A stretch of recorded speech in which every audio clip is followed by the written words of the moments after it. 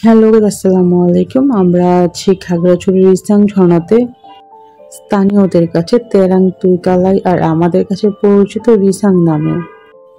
মারমা ভাষায় রি শব্দের অর্থ পানি আর ছাং শব্দের অর্থ গড়িয়ে পড়া। অবিরত পানি গড়িয়ে পড়ে বলে এর নামকরণ করা হয়েছে রিসাং ঝর্ণা। খাগড়াছড়ি জেলা সদর থেকে এর দূরত্ব প্রায় 11 কিলোমিটার আর মাটিরাঙ্গা উপজেলা সদর থেকে 10 কিলোমিটার দূরত্বে। খাগড়াছড়ি ঢাকা মূল সড়ক ছেড়ে 1 কিলোমিটার দক্ষিণে চারদিকে পাহাড়ি প্রকৃতির মাঝে অবস্থান রিসাং ঝর্ণার। মূল সড়ক ছেড়ে দীর্ঘ পাহাড়ি পথ পাড়ি দিয়ে দীর্ঘ সিঁড়ি আনুমানিক 2 শতাধিক ধাপ শেষে নিচে নামতে নামতেই আপনার কানে বেজে উঠবে প্রকৃতিটা, উপভোগ করতে পারবেন।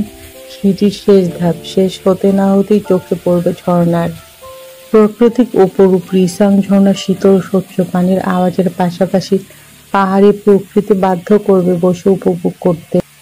খাগড়াছড়ি জেলার মাটিরাঙ্গা উপজেলার সাতমারা গ্রামেই আছে এই অপূর্ব সুন্দর ঝর্ণাটি।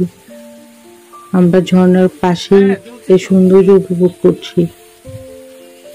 রিসাং ঝর্ণা থেকে মাত্র 200 গজ ভেতরে আরও একটি ঝর্ণা রয়েছে, যা রিসাং ঝর্ণা 2 বা অপু ঝর্ণা নামে পরিচিতি লাভ করেছে। ভ্রমণকারীরা যেন সহজে ঝর্ণায় পৌঁছাতে পারে সেই জন্য এখানে পাকা সিঁড়িপথ তৈরি করা হয়েছে।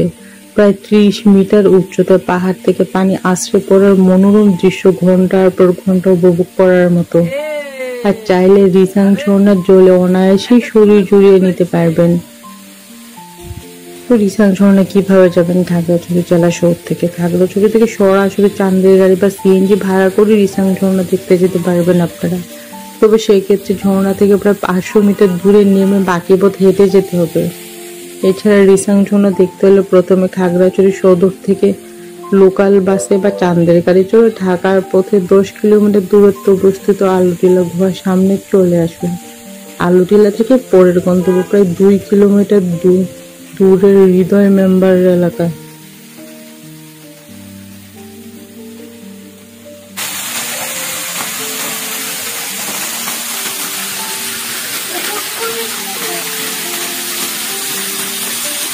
কোথায় আছে আপু? কোথায় আছে?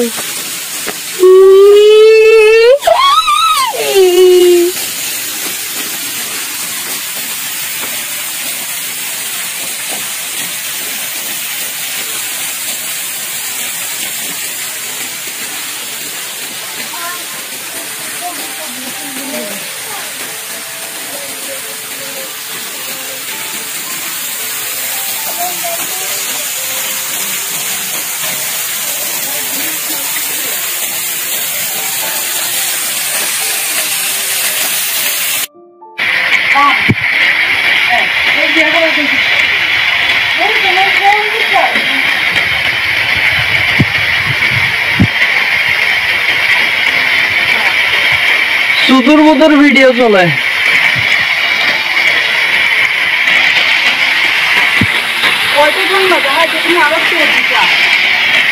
আরো আছে?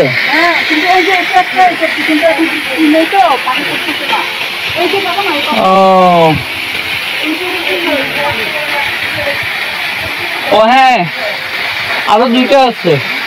আরো 2টা না, আর একটা। হ্যাঁ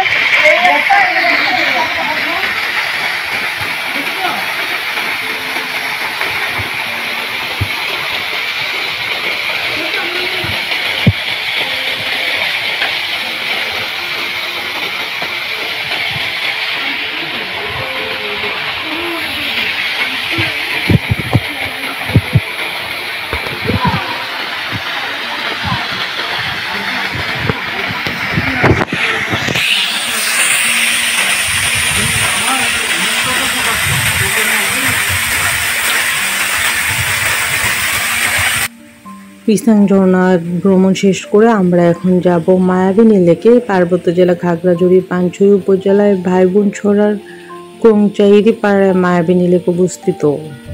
খাগড়াছড়ি জেলা শহর থেকে মাত্র 30 মিনিটের দূরত্ব হয়। নিরাপত্তা নিয়ে বাড়তি দুশ্চিন্তা করার কোনো দরকারই নেই। 40 একর নিচু পাহাড়ি জায়গায় 15 একর নৈসর্গিক লেক নিয়ে গড়ে তোলা হয়েছে এই মায়াবিনী লেক পর্যটন কেন্দ্র। পাহাড়ের নৈসর্গিক সৌন্দর্য, বিশাল আকাশ আর লেকে স্বচ্ছ শান্ত জল সহজে মনকে নির্মল আনন্দে মাতিয়ে তোলে।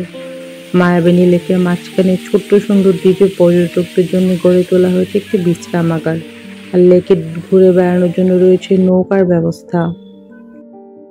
মায়াবিনী লেকের কাছাকাছি দূরত্বে রয়েছে পানছড়ি রাবার ড্যাম, দক্ষিণ এশিয়ার সর্ববৃহৎ বৌদ্ধ মন্দির, উপাসনালয়, অরণ্য কুটির এবং বেশ কিছু দর্শনীয় স্থান। মায়াবিনী লেকে পিকনিকের জন্য রয়েছে বিশেষ ব্যবস্থা। আর এই যে সেই ঘাট, এই ঘাটে চড়েই মানুষ নৌকা ভ্রমণ করে, কায়াকিং করে। যাক, আমরা নৌকা ভ্রমণ শেষে চলে আসলাম বৌদ্ধ মূর্তি দেখার জন্য। এটা হচ্ছে সেই এরিয়া। আর এই যে ভিতরে যে বাউন্ডারিটা আছে, এই বাউন্ডারির ভিতরেই মূলত বৌদ্ধের মূর্তিটা আছে। তো ওই পর্যন্ত আমরা যাচ্ছি না। আজকের ভিডিও এই পর্যন্তই। ভালো থাকবেন।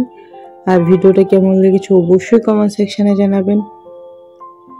আর খাগড়াছড়ি সম্পর্কে চেষ্টা করেছি আমাদের এক্সপিরিয়েন্স আপনাদের সাথে শেয়ার করার জন্য। তবে এটার ভিতরের কারুকার্য অসম্ভব সুন্দর হয়েছে। এটার ভিতর দিয়েই মূলত বৌদ্ধ মূর্তি দেখা যায়। আজকে আমাদের খাগড়াছড়ি ভ্রমণের শেষ দিন। আমরা এখান থেকে আস্তে আস্তে চলে যাব চট্টগ্রামের দিকে। তো খুব মিস করছি খাগড়াছড়িকে। তো আপনারা আসলে অবশ্যই আরো টাইম নিয়ে আসবেন, কারণ আমরা সাজেক গিয়েছিলাম, সাজেক থেকে এখানে এসেছি।